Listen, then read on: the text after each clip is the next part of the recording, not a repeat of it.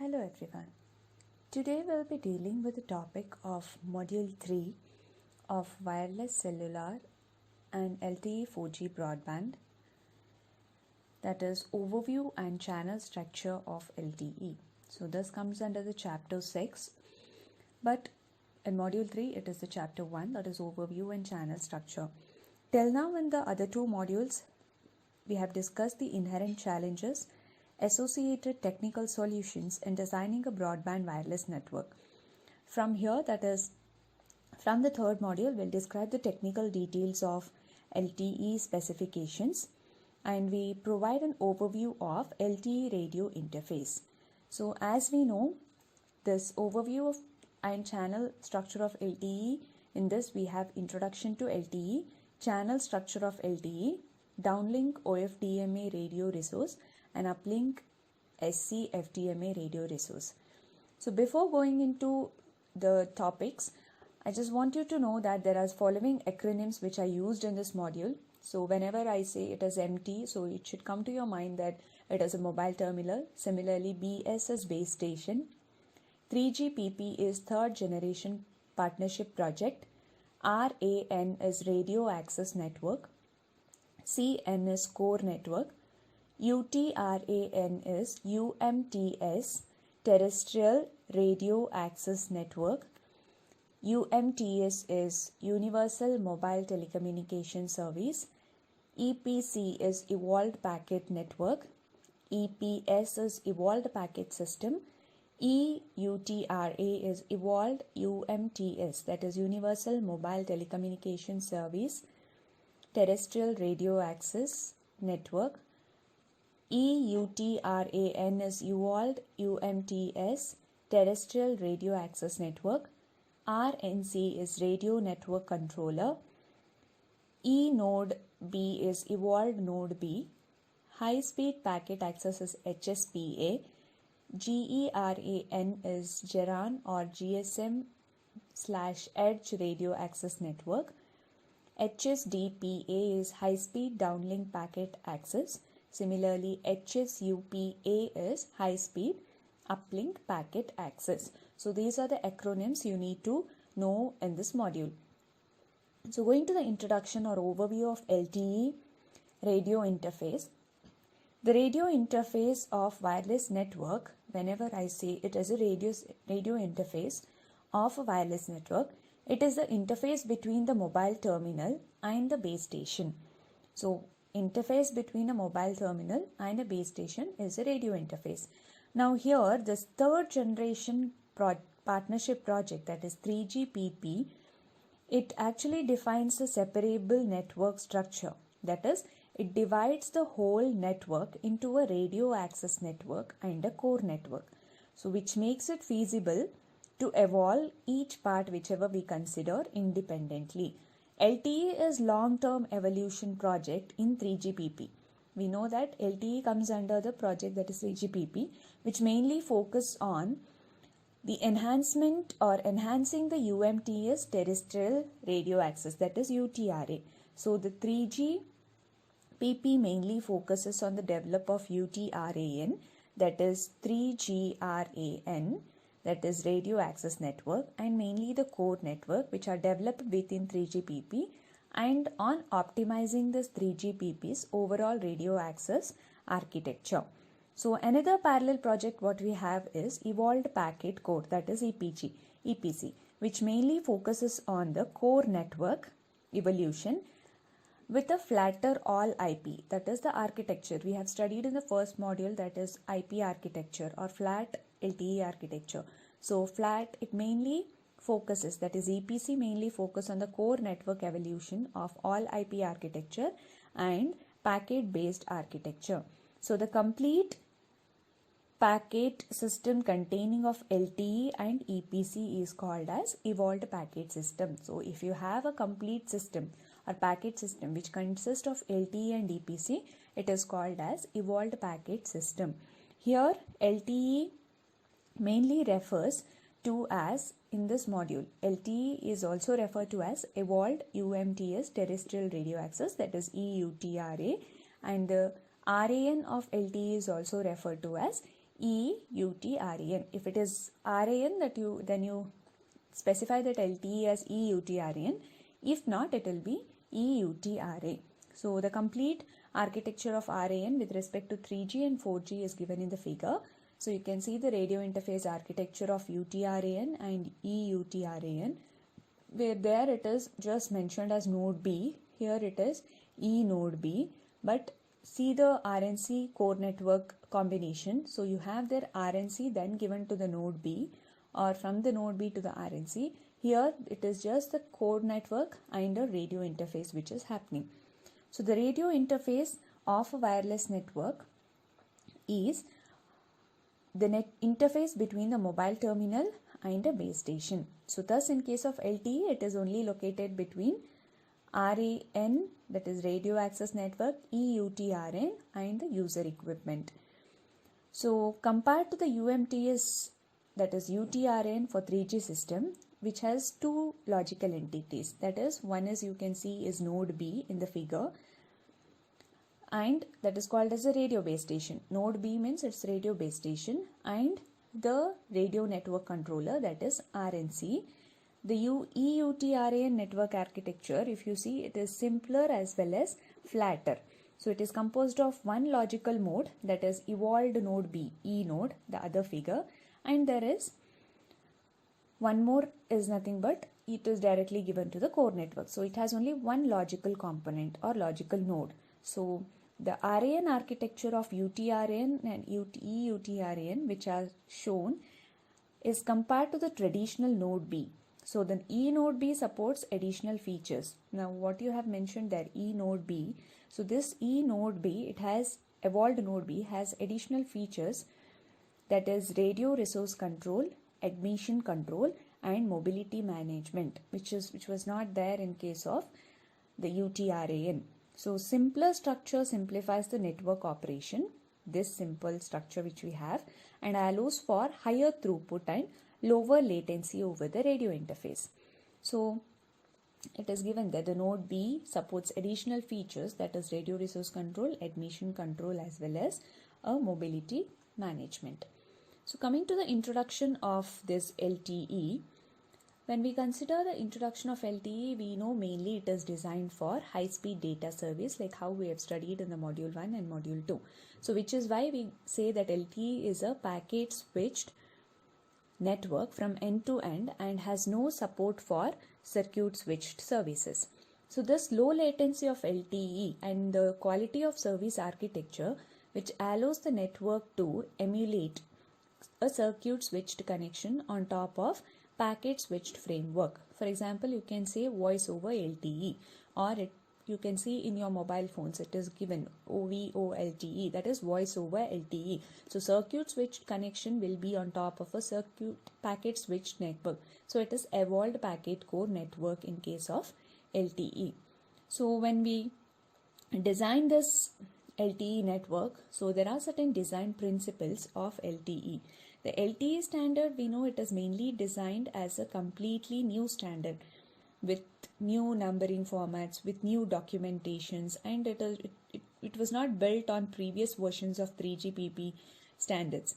So earlier elements which were used, if there was a compelling reason for them to exist in the new standard. So basic design principles that were followed in 3GPP while designing the LTE specifications mainly include the 7 factors, that is network architecture, data rate and latency, performance requirement where it is mainly dependent on spectrum efficiency, mobility, coverage, and multi-broadcast multi-service, that is MBMS service. Fourth one is radio resource management, deployment scenario and coexistence with 3G, flexibility of spectrum and deployment, then interoperability with 3G and 2G networks. So in detail, we have to look into each of the design principles now. So the first one is network architecture. Now basically we know LTE is designed mainly to support packet switched traffic with support for various quality of services, classes of service. So previous generations which we have seen, that is UMTS or HSPA and 1XRTT or EVDO, which also support packet switch traffic. But this was achieved by subsequent add-ons. It means for that particular service to use, you have to you have to add some features to that network.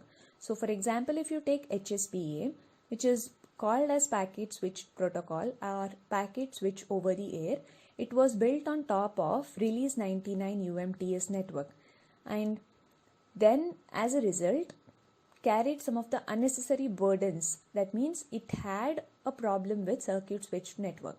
LTE, when you come to LTE, it is completely a different case. So it's a clean slate design and support packet switching for high data rate services from the starting itself. So LTE radio access network, EUTRAN, which was designed to have minimum number of interface, that is minimum number of network elements, while still being able to provide you the efficient packet switch transport for traffic belonging to all quality of services classes such as the conversational, real-time, streaming, non-real-time and the background classes. That is with respect to the network architecture. The second one what you have, it is with respect to the data rate and latency or delay. So the design target for downlink and uplink peak data rates for LTE are around 100 Mbps and 50 Mbps, that is megabits per second, when operating at a 20 MHz frequency division duplex channel size. So the user plane latency is defined in terms of the time it takes to transmit a small IP packet from the user equipment to the edge node of the radio access network or vice versa. So which is measured mainly on the IP layer. So target for one-way latency in the user plane is around 5 milliseconds in an unloaded network. That is, if only a single user equipment is present in the cell. For example, if you take for control plane latency, the transition time period for a camped state from a camped state to an active state is less than 100 milliseconds, while the transition time between a dormant state and an active state should be less than 50 milliseconds. So mainly if you are defining the data rate and latency, you have to see the active state and the transition between them. Third one you have as performance requirement. Now here, as I've said you are specifying in terms of 4 factors: spectral efficiency, mobility, coverage, MBMS service.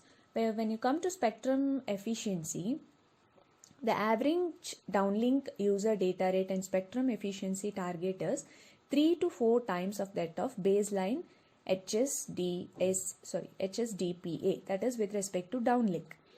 So similarly in the uplink, average user data and spectrum efficiency target is through 2 to 3 times that of your baseline HSUPA, that is with respect to uplink. So the cell edge throughput measured is as the 5th percentile throughput, and that should be 3 to 4 times or 2 to 3 times that of both downlink and uplink. Then mobility requirement for LTE is to able to support handoff or mobility at different terminal speed.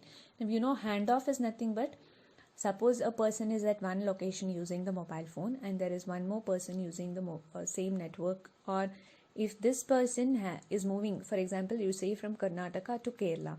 So if it is, since it is now taking that particular network to one more state, so you have to transfer all the details to one more state. So that is nothing but handing off this particular cell to the another cell or another location.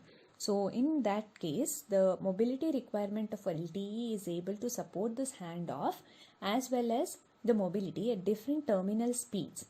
So maximum performance is expected for the lower terminal speeds of 0 to 15 km per hour. So with minor degradation in performance at higher mobile speeds up to 120 km per hour.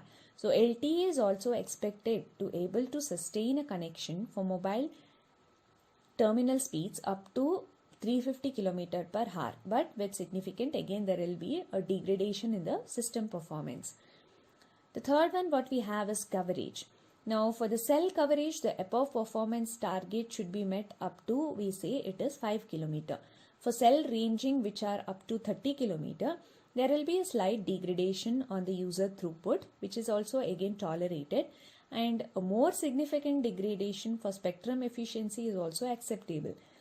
But the mobility requirement should be met. So whatever we are transferring or we are using for that particular property of the cell, so that has to be met. But even these changes what we have there in the degradation of the signal, that is all acceptable.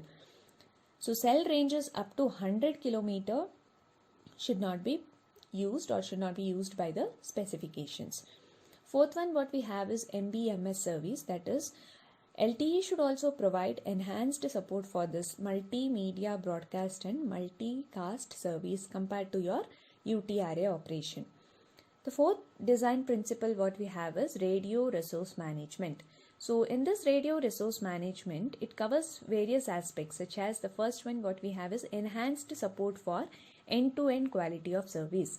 Second is efficient support for transmission of higher layers and support for load sharing or balancing, and policy management or enforcement across different radio access technologies.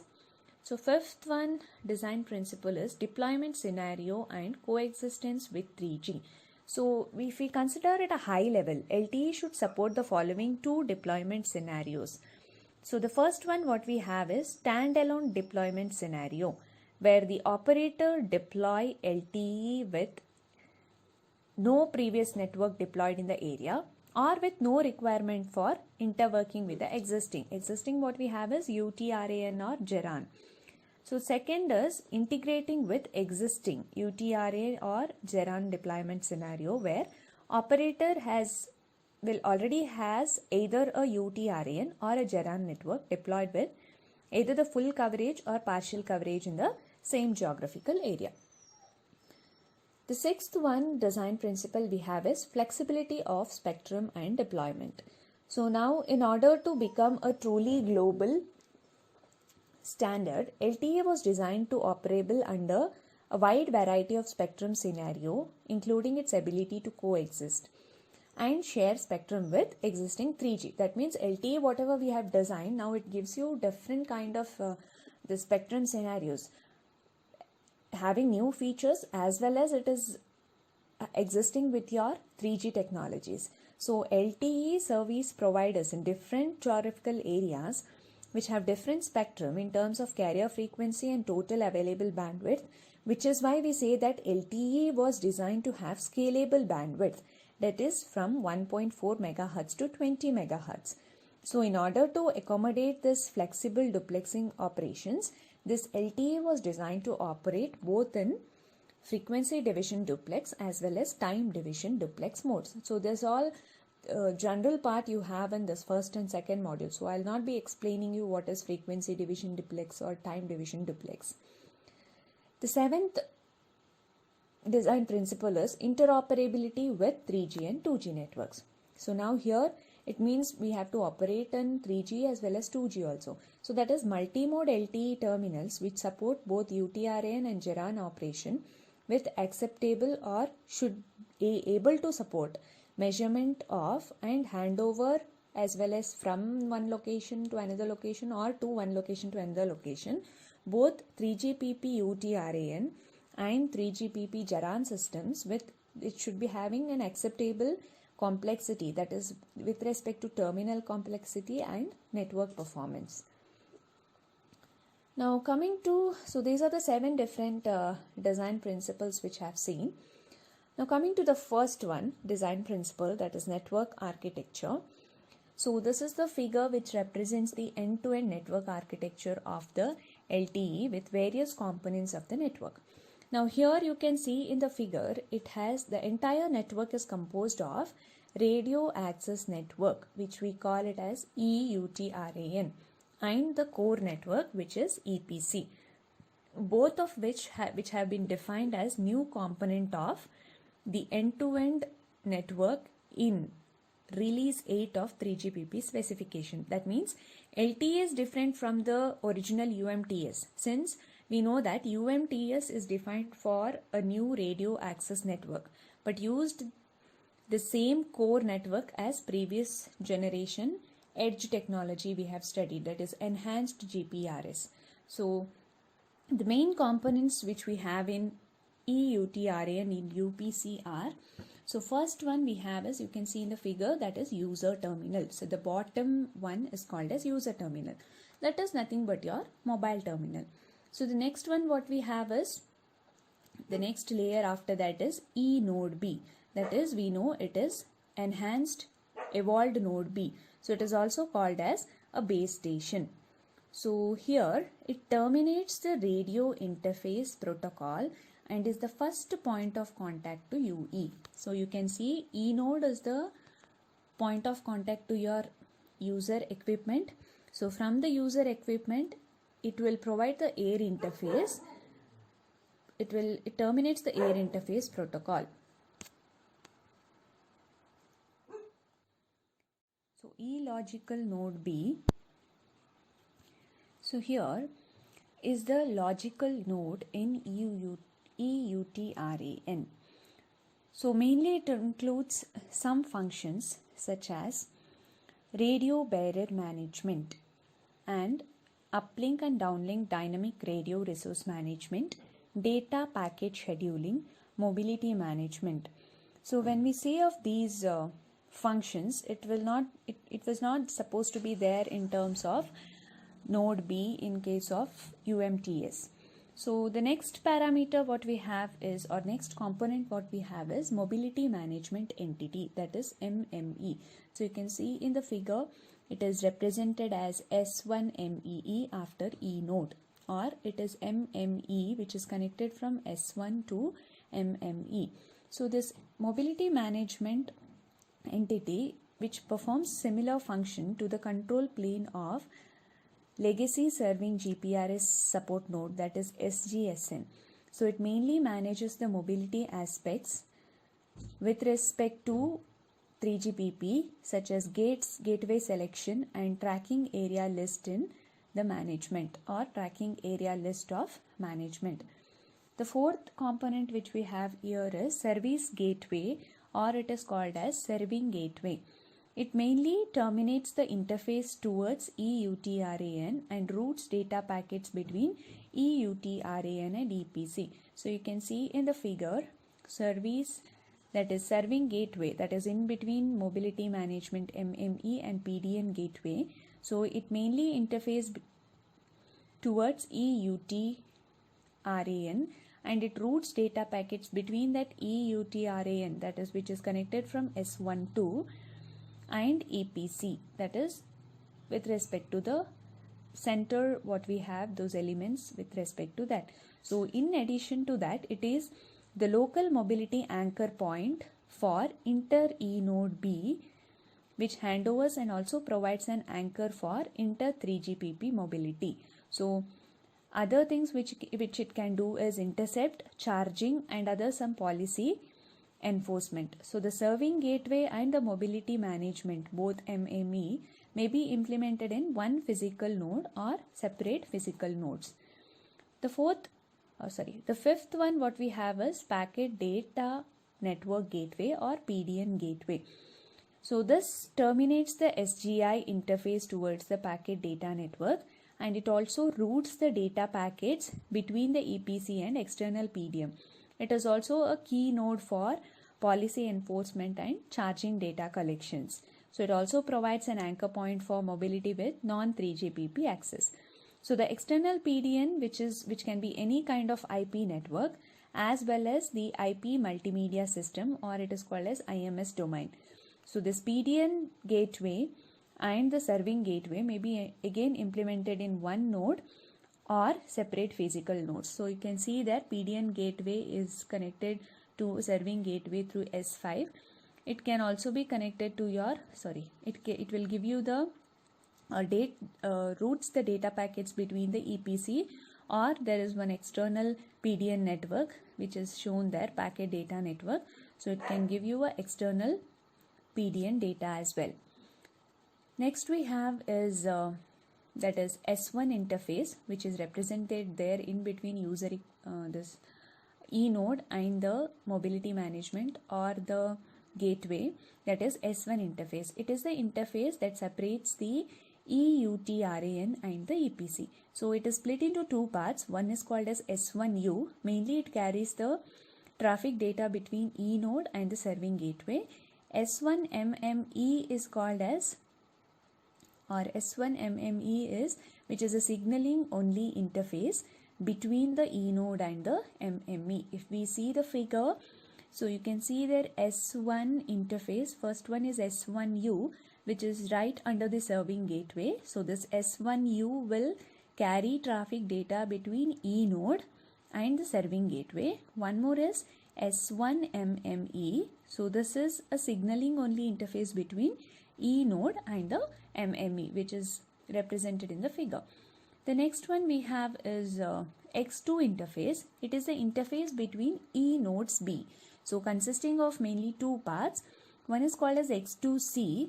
It is the control plane interface between E nodes B, that is mainly used, or E nodes B consisting between E nodes B, while the X2C is the user plane interface between E nodes B.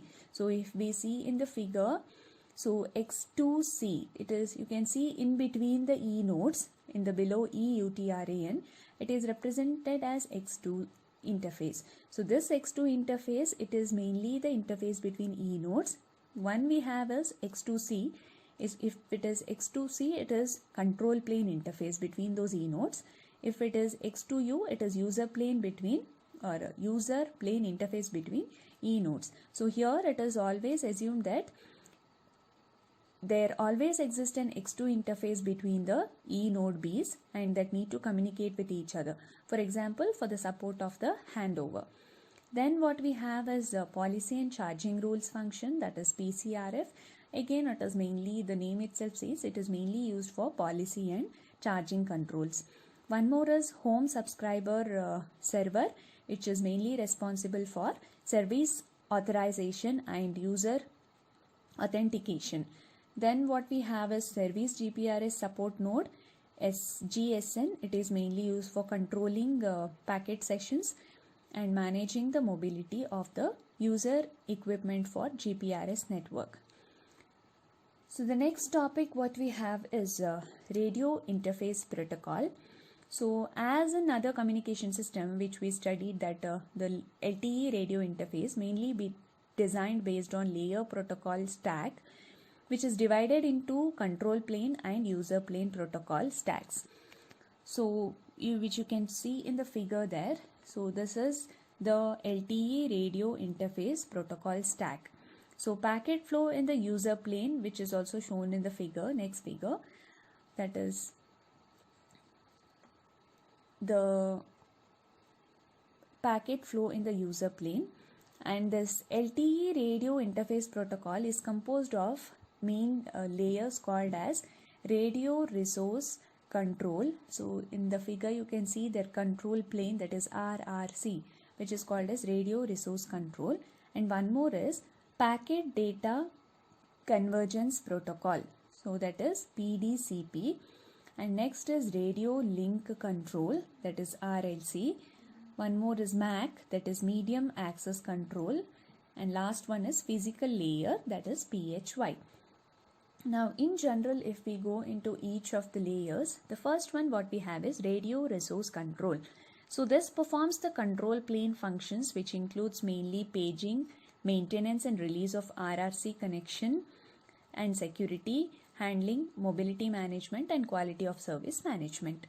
Packet data convergence protocol, the main function of this layer or PDCP sublayer, which include IP packet header compression and decompression based on the robust header compression, that is ROHC protocol, and ciphering of data and signaling mainly for security purpose, and integrity protection of signaling. So there is only one PDCP entity at the E node B and the user equipment per bearer.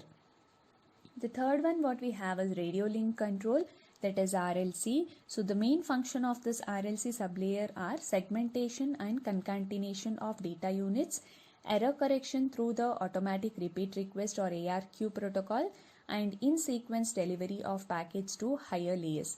So it operates mainly in three modes. So first mode is called as transparent mode or TM mode, which is considered to be the simplest one, with RLC header addition, data segmentation and concatenation, and it is mainly used for special purpose such as random access. Second is unacknowledged mode, which is called as UM. So UM mode allows the detection of packet loss and also provides packet reordering and reassembly, but it does not require retransmission of the missing protocol data units, which is called as PDU.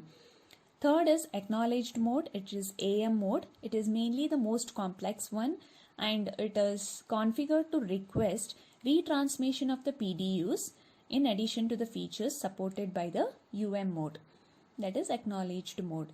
So there is only one RLC entity at the E node and again user equipment per bearer. The fourth one what we have is media access control. So there is only one, or the main function of this layer is include error correction through the hybrid ARQ mechanism and mapping between logical channels and support channels or transport channels, multiplexing of demultiplexing of RLC PDUs on the transport blocks, priority handling between logical channels of one user equipment mainly by means of dynamic scheduling, and the MAC sublayer is mainly responsible for transport format selection of scheduled user equipments, which mainly based on selection of modulation format. So which modulation to be used, code rate of that particular modulation format, MIMO rank and power level. The last layer what we have here is physical layer. So we know that the main function of this physical layer is actual transmission and reception of data in forms of transport blocks. So this physical layer is mainly responsible for various control mechanisms such as signaling of hybrid ARQ feedback, signaling of scheduling allocations and channel measurements. So this is the overall LTE radio interface protocol stack layers. So next class we will be dealing with the hierarchical channel structure of LTE. Thank you.